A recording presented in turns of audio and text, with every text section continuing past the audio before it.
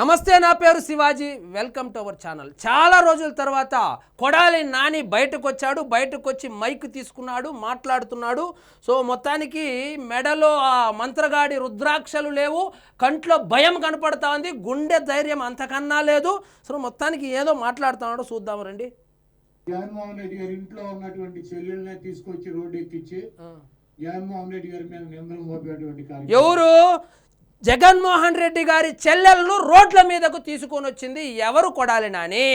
So ఆస్తి ఇచ్చింటే Sharmila road ఎక్కేది కాదు. బాబాయిని చంపింది ఎవరు అని చెప్పి 5 సంవత్సరాలు అధికారంలో ఉన్నప్పుడు పట్టుకొని శిక్షించుంటే ఆ సునీత గారు బయటకు వచ్చేది కాదు. సో మొత్తానికి చెల్లెల్ని రోడ్డు మీదకి తీసుకొచ్చిందే జగన్మోహన్ రెడ్డి గారు. అయితే ఈయన్ని వేరే వాళ్ళు ఎవరో తీసుకొచ్చారంటే వేరే వాళ్ళకి ఇంకేం పనులు లేదు కదా. ఈ రాష్ట్రంలో ఉన్నటువంటి ప్రజలందరూ కూడా ఆలోచించాల్సినటువంటి అవసరం ఉంది. ఆలోచించారు కాబట్టే వైఎస్ఆర్సీపీకి 11 ఇచ్చారు, నిన్ను ఘోరాతి ఘోరంగా ఓడించారు. ఆలోచించారు.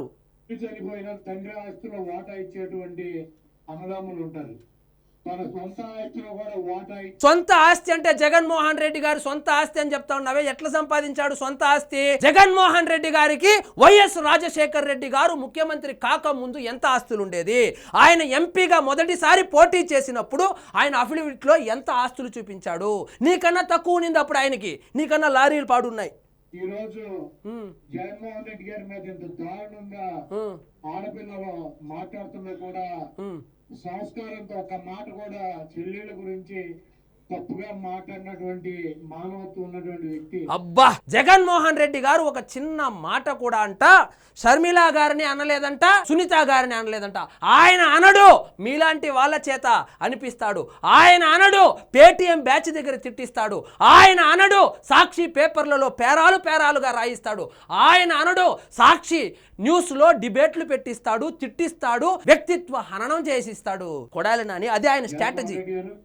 ఆయన మనం చూసాము, ఎప్పుడు కూడా దేవుడు ఉన్నాడు, ప్రజలు ఉన్నారని చెప్పి ఆయన చెప్తాడు. దేవుడు ఉన్నాడు కాబట్టే జగన్మోహన్ రెడ్డి గారు ఓడిపోయారు.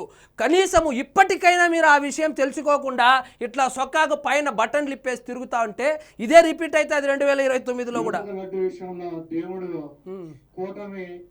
తిరుమల లడ్డూ విషయంలో కూటమికి జరిగింది కాదు, తిరుమల లడ్డూ విషయం జరిగిన తరువాతనే ఎన్నికలు వచ్చాయి. తిరుమల లడ్డూలో కల్తీ జరిగిన తర్వాత వచ్చినటువంటి ఎన్నికల్లో వైఎస్ఆర్సీపీకి ఎన్ని సీట్లు వచ్చాయి, జగన్మోహన్ రెడ్డి గారు ఎక్కడి నుంచి ఎక్కడికి పడిపోయాడో ఒకసారి ఆత్మ పరిశీలన చేసుకోండి. ఆ లడ్డూ కల్తీ వ్యవహారం జరిగిన తరువాత వాళ్ళ కుటుంబ కలహాలు ఏ విధంగా వచ్చాయి, ఉమ్మడి కుటుంబంగా అన్యోన్యంగా ఉన్నటువంటి కుటుంబం ఈ రోజు రోడ్డు మీదకు ఎందుకు వచ్చిందో ఒకసారి ఆత్మ పరిశీలన చేసుకో నాని. నీకంత నాలెడ్జ్ ఉందిలే. నాయకులకు కానీ ఎటువంటి ముట్టికాయలు వేసాడో, ఏ రకంగా అభాసు పాలయ్యారో మనం చూసాము. తప్పకుండా ఆ దేవుడి దయతో, ప్రజల దయతో జగన్మోహన్ రెడ్డి గారు ముఖ్యమంత్రి అవటం తథ్యం. జగన్మోహన్ రెడ్డి గారు ముఖ్యమంత్రి అవుతారు అనేటువంటి భ్రమలో నుంచి కనుక మీరు బయటపడితే కనీసం ప్రతిపక్ష హోదా అయినా కూడా వస్తుంది. జగన్మోహన్ రెడ్డి గారు ఇక ముఖ్యమంత్రి కాడు అని చెప్పి ప్రజలు ఎప్పుడో డిసైడ్ అయిపోయారు. జగన్మోహన్ రెడ్డి గారు కనీసము ప్రతిపక్ష నాయకుడుగా కూడా పనికిరాడు అని చెప్పి ఆయనకు 11 సీట్లు వచ్చింది. కానీ మీకు ఇంకా బలుబు అయితే తగ్గలేదు. మాకు ఇంకా 40% ఉంది, ఇంకా ప్రభుత్వ వ్యతిరేకత వస్తుంది, మేము గెలిచిపోతాము, నేను గుడివాడలో గెలుస్తాను, మళ్ళీ సొక్కా బొట్టాలు ఇప్పేసి మంత్రగాడి రుద్రాక్షలు వేసుకొని తిరుగుతాను, బెదిరిస్తాను అని చెప్పి మీరు అనుకోవడమే. కానీ మరి నిజంగా అంత కాన్ఫిడెన్స్ ఉంటే నువ్వు వచ్చి గుడివాడలో ఉండు, ఒక 2 రోజులు పడుకో, గుడివాడలో పడుకో. కాబట్టి కొడాలి నాని గ్రౌండ్ రియాలిటీ వేరు, సాక్షి పేపర్లో వచ్చే వార్తలు వేరు.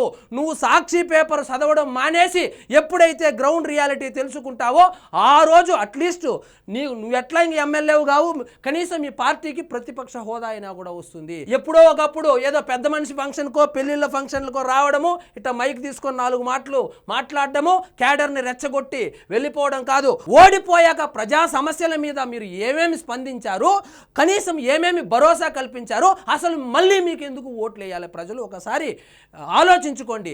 అంతేగాని ఈ విధంగా వచ్చి మళ్ళీ ప్రెస్ మీట్ పెడతాం, ఇంకా 6 నెలలు రాడు. సో ఇదండి ఈరోజు మన టాపిక్. మీకు ఈ వీడియో నచ్చినట్లయితే లైక్ చేయండి, షేర్ చేయండి, ఛానల్ మాత్రం సబ్స్క్రైబ్ చేసుకోవడం మర్చిపోవద్దు.